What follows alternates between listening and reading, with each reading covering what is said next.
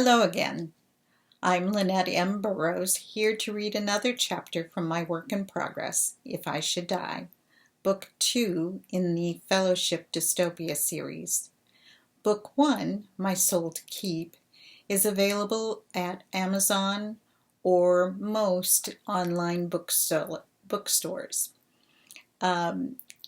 If you missed chapter 1, 2, or 3, they are here available on my YouTube channel. Or you can go to LynetteMBurrows.com and read portions of them on my blog and catch up there. This is the 4th chapter of If I Should Die, copyright 2020 by Lynette M. Burrows. Gusty wind snapped Miranda's yellow rain slicker. She dropped the lady's bow anchors, then shut down the idling engine. Every muscle in her body protested. The fight against the storm had drained her. The extra hour's travel upstream had only taken the lady 6 miles further northwest. The many rock jetties and snags made the Missouri's normal strong current unsafe. Added debris from the storm filled the river with difficult-to-see mini torpedoes. She wouldn't risk going any further, at least not during this stormy night. She moved sternward, ready to climb into her cabin and sleep. Her grip on the cool, wet safety rail along the top of the cabin kept her steady. Another strong gust drove biting rain against her and the boat. The rain-drenched walkway was slippery, even for deck shoes. She adjusted her hold on the safety rail and worked her way to the ladies' galley doors. Another gust blew the galley door open quicker than she expected. She stepped inside and shouldered the door shut, latched it against the wind. The ship pitched, but her sea legs carried her to the passageway without a problem. She hung her slicker in the locker and returned to the galley stove. The mouth-watering aroma of beef stew filled the galley. Wanda must have reheated it for David and his refugee. Miranda grinned. She'd hired her newest crew member for her mechanical skills, unaware of her other talent. A steaming kettle sat at the back burner. Bless you, Wanda. Tea bag steeping in her mug full of hot water, Miranda entered the crowded salon. It seemed that no one wanted to sleep after the day's events. Beryl sat on the salon's velvet-cushioned settee on the starboard side of the salon against the aft wall. Across the aisle, Wanda perched on the captain's chair at the lower helm's console. They looked as tired as the ache in Miranda's bones said she was. David and his refugee, Leslie, sat at the gleaming Brazilian rosewood table, their backs to the closed pass-through to the galley. They looked up at her from their bowls of stew. David scooted around the table and wrapped her in a bear hug. He had cleaned up, dried and combed his hair. His borrowed jeans and blue plaid shirt deepened the blue of his gray-blue eyes. Not clothes her brother would have worn as the son of a counselor, but the kind of clothes refugees and rebels wore. Jaw covered with stubble, his once pleasantly filled-out face had new lines and edges since she'd last seen him. That had been nearly a year ago. "It's good to see you, David," Miranda said, deep inside, longing for better days. "I'm glad to see you too." His face, his voice, his eyes held more than a trace of weariness. Miranda's throat tightened. "Sit back down. Finish your stew." The fellowship, the violence, its shadow took a heavy toll on everyone. Now it lived in her little brother's eyes. He released her, smiled, then slid back to his place at the table. Spoons clanked and scraped the sides of the bowls in accompaniment to the drum of the rain on the windows. Miranda watched them eat. She and her crew did what they could to alleviate the fear and pain of her passengers, rebels or refugees, but nothing would ease their memories of the violence. At least nothing had eased or erased hers. She hadn't lifted her hand in violence for nearly 2 years, and still the violence she'd witnessed, the violence she'd done, tainted the edges of every thought and action. Another gust rocked the boat, but David and Leslie had already learned to keep one hand near their bowls so nothing slid far. Miranda turned to her newest passenger. "Welcome to the Serenity and safe harbor, Leslie." Leslie met her eyes, measured her. "Thank you." She brushed a stray wisp of her strawberry blonde hair back and tucked it into the loose bun at the nape of her neck. That and the too large green gingham dress she borrowed from the refugee locker made her look even smaller than she was. She could pass for a young girl. But her haunted blue eyes and intense expression marked her as an adult, a refugee. No matter the reason they fled their homes, refugees were always guarded, as they should be. No one was safe until they got into international waters, and even there, none of them completely shed the wall of wary fear around them. Miranda knew better than to ask for Leslie's story. She pulled out the bench opposite her brother and sat. "We're headed northwest as you requested. Where are we going, and why?" "Leslie and I are to meet Monk's Head at a farmhouse outside a river town called Waverly at 10 p.m. tomorrow." Miranda shot a glance at Beryl. Second time she didn't react to her husband's code name. "I checked the charts," Wanda said. "It's about mile marker 293. I told him that a car would get him there much faster than going upriver."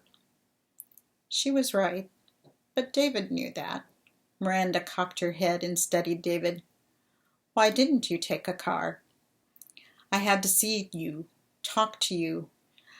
I could have sent a message. Why didn't you?" Beryl's smile softened the question. David pushed his mop of ginger-colored hair away from his forehead. "I know how headstrong your niece, my sister, is. A message from someone she doesn't know would have bounced off her hard head." He scooped another bite of stew into his mouth, chewed and swallowed. "A message delivered personally? A message from her own brother? That might get through." His sidelong glance at Miranda radiated affection. She gave him a wry, "You're not wrong," grin in return.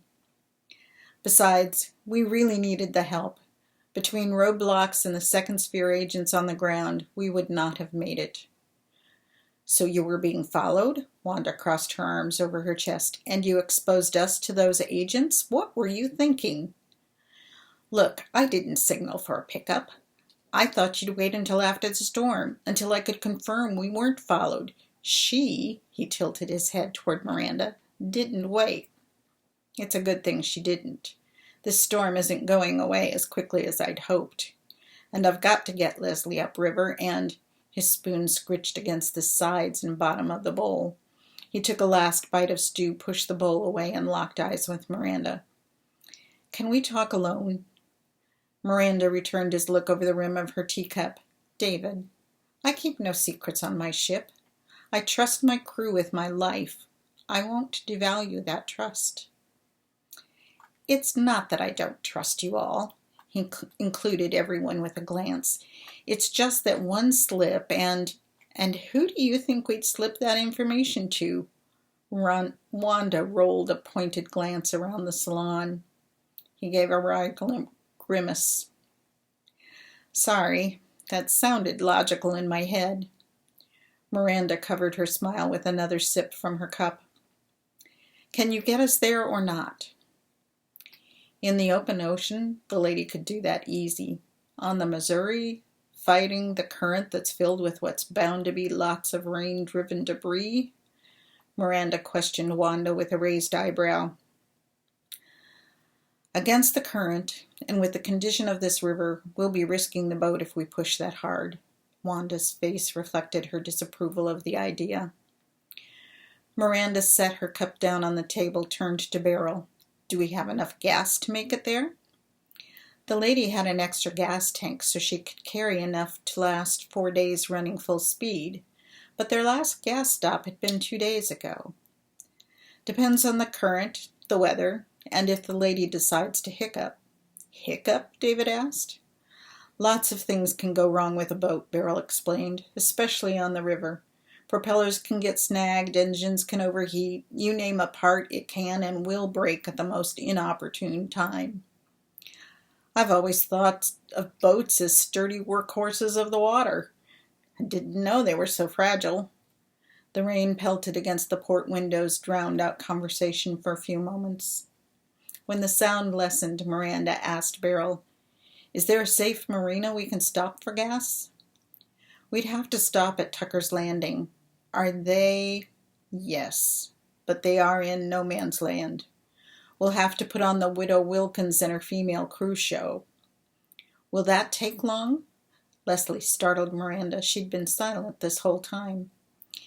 If we're the only or the first boat needing fuel, 20 minutes or so. David cocked his head.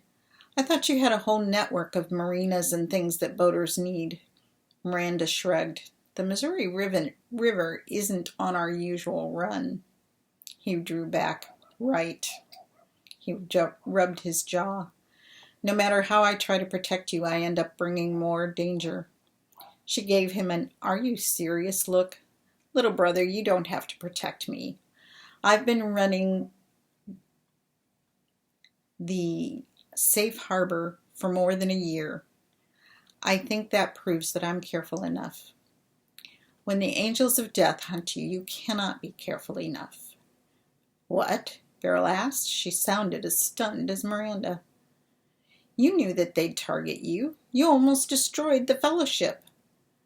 But you're saying the Azrael are hunting me. He nodded vigorously. Yes, they are. Ask Leslie. Her spoon clinked in her empty bowl, which she pushed aside. She focused on Miranda.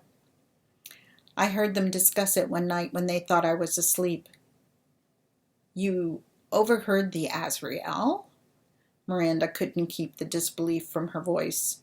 Leslie shook her head. Dr. Russell and his wife. They talked about the Azrael. Wait, Miranda pierced Leslie with a look. Exactly who is this Dr. Russell, and why would he talk about the Azrael? He's a scientist working on a top-secret fellowship project. Miranda leaned forward, elbows on the table, hands folded together. Let me get this straight.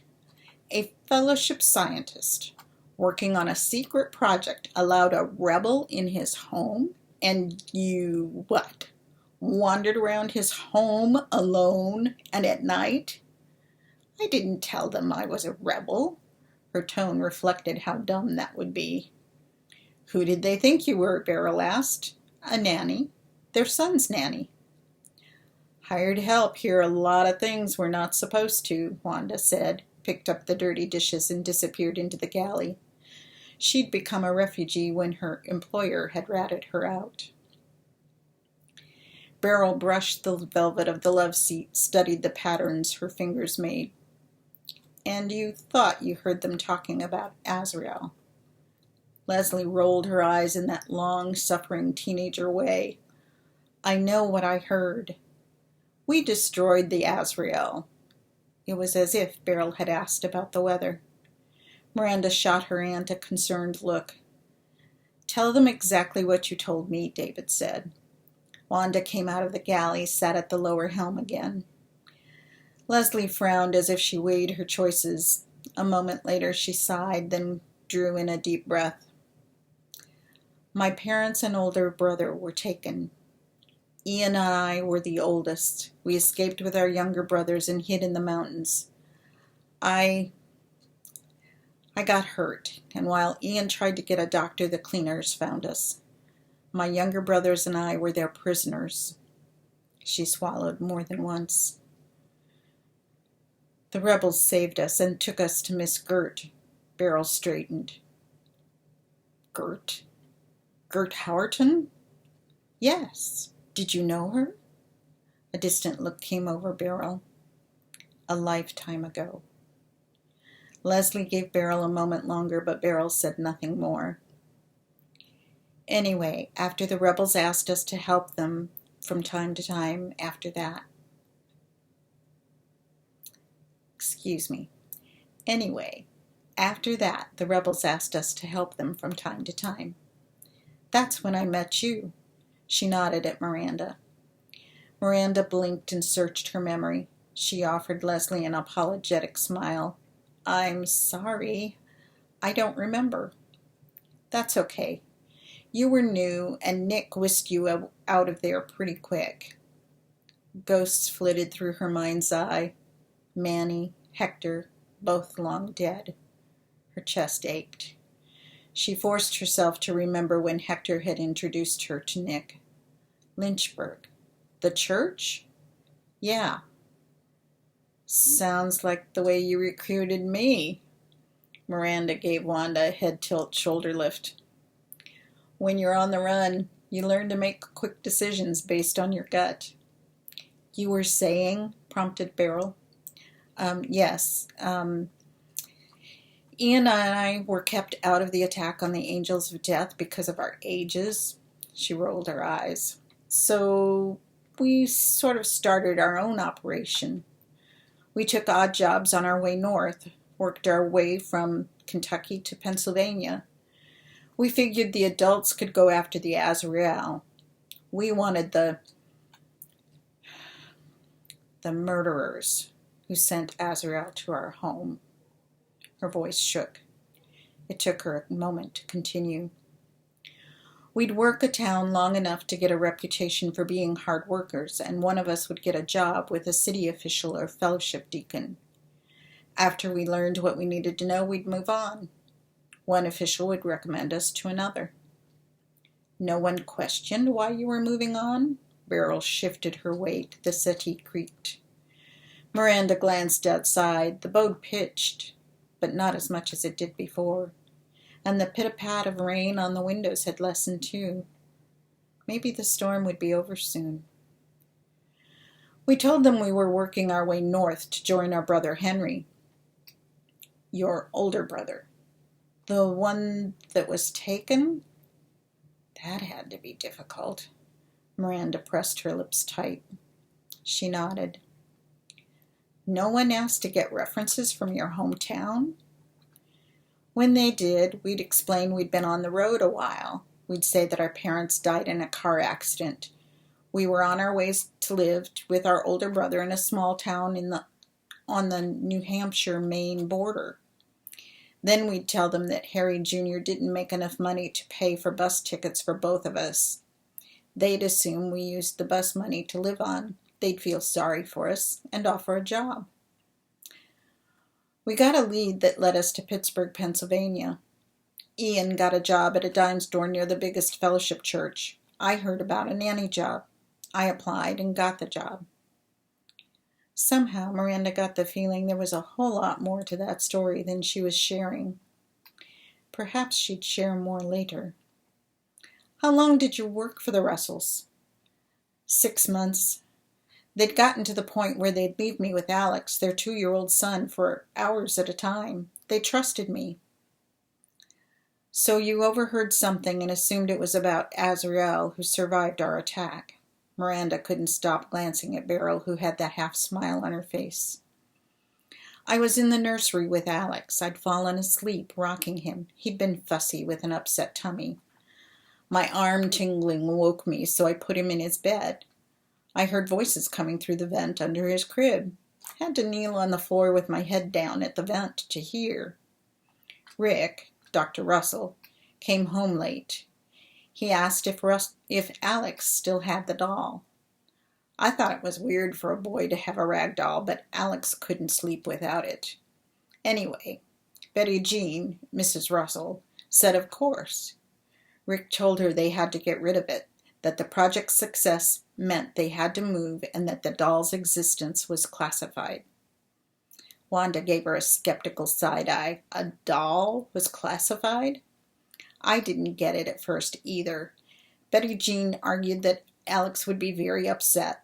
That's when Rick said, better the baby be upset than the powers that be sick the angels of death after you and me the way they did those two women. She locked eyes with Miranda. That's got to be you and her. She lifted her chin, indicated Beryl. So your news is that you think they're actively hunting us, planning to assassinate us. Miranda took a sip of her now lukewarm tea. She couldn't believe they'd risked their lives to bring her old news. They said so in plain language. The Fellowship has wanted me and Beryl dead for more than 2 years. She raised a quizzical eyebrow at David. You think there's some new urgency? He gaped at her. The Azrael make it urgent, don't you think? David, this makes no sense. Why would it be a problem now and not before? Maybe it took this amount of time to grow new Azrael. Miranda shook her head. Maybe.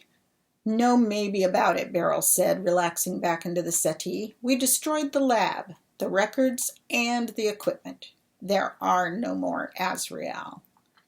And what else do you think a scientist doctor working on a special project means when he says angels of death? Beryl just rolled her eyes. It doesn't matter what he said, Miranda explained. We got proof this afternoon that we're not in immediate danger. Proof? Just a couple of hours before we got to the rendezvous point, we were stopped for a U.S. Coast Guard inspection. If the SS officer on that team had recognized us, we wouldn't be here now. We'd be arrested. Or dead. He didn't have to arrest you. All he had to do was report your location to the Azrael. Beryl snickered. I'm pretty sure reports don't reach hell. David's face reddened. He rose to his feet. You aren't taking this seriously? Miranda made calming sit-down motions with her hands. We are listening, but what you're saying is hard to believe. Your lives are in danger. Our lives are always in danger. Beryl gave him a deadly sweet smile. Miranda rubbed the back of her neck. She didn't know what to believe right now. Need some sleep first. Our lives have been in danger for a long time. We take precautions. That's one of the reasons why we hired Wanda. One of us is always on duty. Matter of fact, she's taking the 3rd shift tonight. Lucky me, Wanda grinned. Truth was, she told Miranda that the lady at night was the first real peace she'd had in a long while. Speaking of which, Wanda stood and shrugged on the yellow rain slicker hung on the back of the captain's chair. See you all in the morning. She opened the hatch to the walkway. Cool, wet air blew in, but no rain. The dual latch secured by Wanda clicked and kept the doors shut against the wind. You're an easy target to find on this boat, David insisted. And you came here? Yes, Miranda's mouth twitched into a smirk. Dang it, Miranda, quit messing with me. Miranda sipped the last of her tea and stretched out her legs. What would you have me do, David? Come with me. Ethan will have a place for you to stay. You want me to live like Ethan? Always afraid, never daring to stay in one place for long? I want you to live. And it isn't that different from what you do now. Besides, this war can't last forever. From your mouth to God's ear, let there be peace, Miranda murmured. She prayed every day for the war to be over, but on her first day of prayer it wasn't over, nor on the 14th day, nor on the 321st day. She'd given up hope. Serenity is my home, and as long as there is a war, my place is here, helping as many people as I can. You've helped hundreds, maybe thousands. You've earned a rest, at least until they find the last of the Azrael.